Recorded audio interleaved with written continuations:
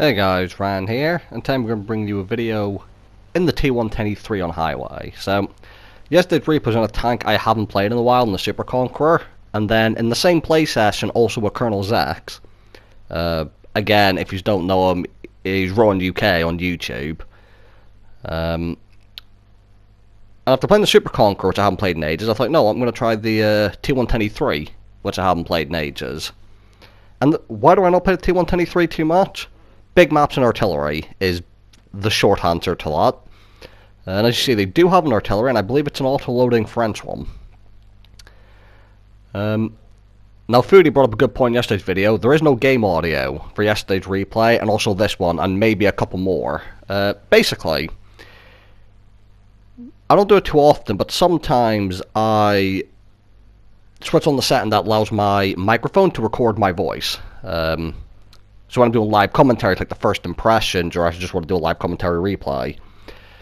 And because of how infrequently I do live commentary, what that means is quite often when I do a live commentary of some description, when I finish recording it, I always forget to switch off the setting to pick up my voice on the microphone. So that means I've got quite a few games here that I recorded where you can actually hear my voice in-game, which is fine if I'm doing an actual live com video, but if I want to put post-commentary on something, it can be quite confusing and sound pretty bad to hear both my voice, which is already annoying enough, with also my voice talking at the same time about different shit. So that's why there's no game volume, just to stop you from having to listen to my voice 2 times over, because it's bad enough you just have to listen to it once. So I come to this little hill by the railway bridge, main reason being I'm super fucking slow. I was heading towards the town, and then I thought, I'm going to try and get an initial shot up, and I did get spotted. Because things, I didn't want to push straight through, because I was worried about getting spotted if I followed the train tracks before I got to the town, and then getting shit on, which I didn't obviously want to happen.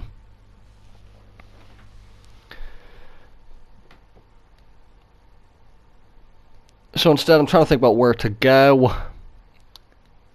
Enemies have a Gorilla 15 in the middle of the map. There's an interesting position for a Gorilla 15 to go to. Not an interesting position in general, it's actually quite a good position, if you can get to it in certain vehicles. But yeah, Gorilla 15 is a bit of an interesting one for going there.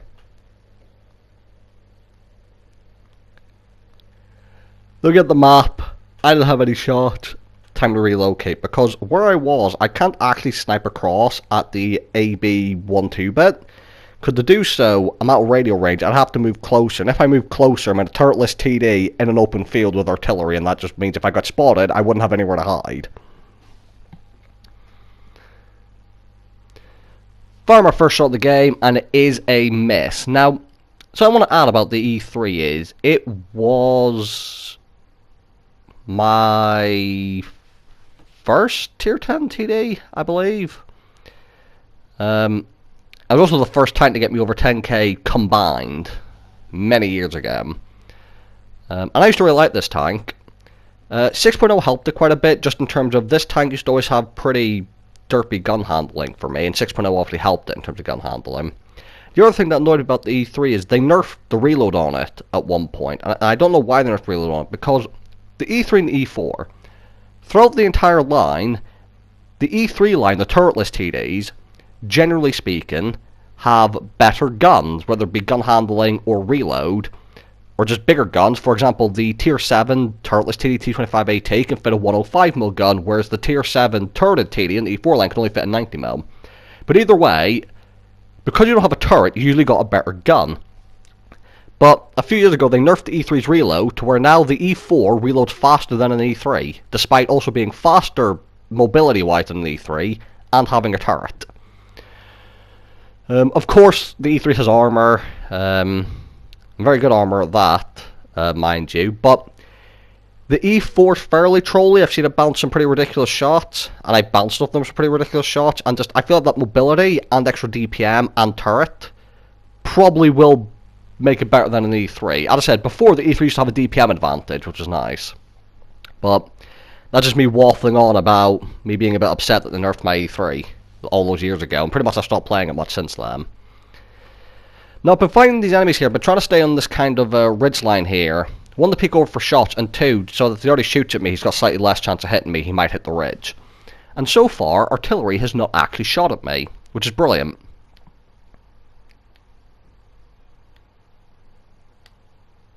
Now, I have been spotted, but I cannot see who's aiming at me. But I knew he was down there somewhere, so I pre-aim, he shoots, when he shoots he gets spotted, and I put a nice big shell into him. I don't know why he took that shot there, because even if he did hit me, he was only going to do 320 damage. I've got an 850 alpha gun, and I was looking basically right at him.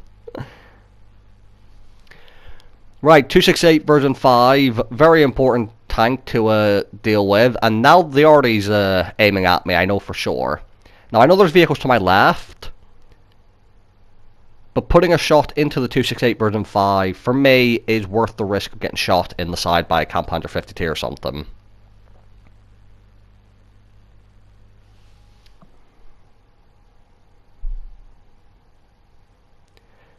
Now I actually get hit twice there with wasn't ideal, but either way I've got rid of a very dangerous tank in the version 5.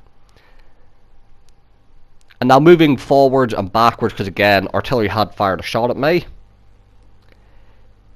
Get hit by the waffle, trade with him, I do more damage than he does, so not a bad trade. And now there's T30, now that's a very scary gun to deal with. And the issue when angling this tank, side scraping with it if you will, is the rear engine deck's only 35mm thick, so people will overmatch that, and the T30 of all things will definitely overmatch that. So you need to be careful when you're trying to like angle the side of the vehicle so that you don't show the engine deck. Alternatively, if you're in pretty much any tank, the E4 and the E3 both have 35mm engine decks. Most vehicles, not all of them, but most vehicles will be able to pen the back of an E4 and E3 with high explosives. Something to bear in mind if you get behind an E3, even in like medium tanks that don't have hash, or even some light tanks, just load high explosive, you'll go straight through them. So right now I'm just trying to find a shot at the T30, but he's doing a good job of staying behind that building.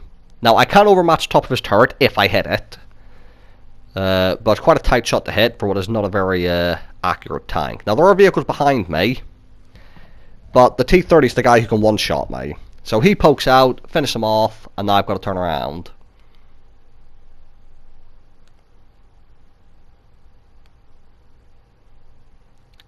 Now I don't manage to turn fully in time, and WZ-120 manages to hit me. Thankfully I bounced the Gorilla 15. Artillery manages to hit me and track me. I'm going to repair and start moving because he's an auto-loader, so I don't want to sit still. And now this is where the fight gets awkward, because not only do I have enemies to worry about who can all one-shot me, but I have to stay on the move because of artillery as well. And the fact of trying to stay on the move and trying to keep your gun aimed at an actual tank in front of you is difficult, because I have to move left and right to avoid artillery. When you don't have a turret, moving left and right means I can't aim at the enemies. So a very awkward situation. We also have a Jaeger here, another turretless TD. Gorilla's also turretless, but has got a decent bit of gun traverse, and he doesn't have artillery to worry about. Now you see I've got high explosive loaded here. Now this is what high explosive is. It's not a guaranteed pen, depends where you shoot, and how much time you have to aim. And as stated before, I don't have too much time to aim. Now I'm trying to get past here. You see I'm looking for the arty shell to come in, and I'm assuming he's reloading now. It's time to go up. What I want to do is just not show the lower plate of my vehicle. The Gorilla 15 can only pen my machine gun port with premium rounds. You can't pen it with a standard. Artillery's firing, moving backwards and forwards. The Gorilla's just fired as well, and artillery's just killed the Jaeger. Coming over for the HE shell, I aim for the side, don't pen him, but I do set him on fire, and again, I didn't stop to aim the shot, because I can see artillery is just all over me.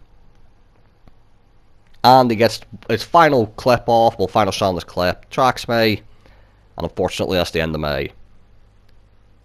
So as I said, reason I don't play E3 too much, artillery, basically.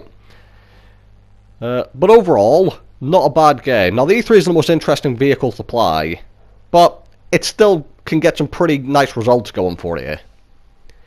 In this case for me, managed to get 6,200 damage, 1,000 assistance, only 1,000 block and 4 kills, which is first class and a high caliber. So thank you guys for watching, hope you guys enjoyed the video, and I'll see you all in the next one.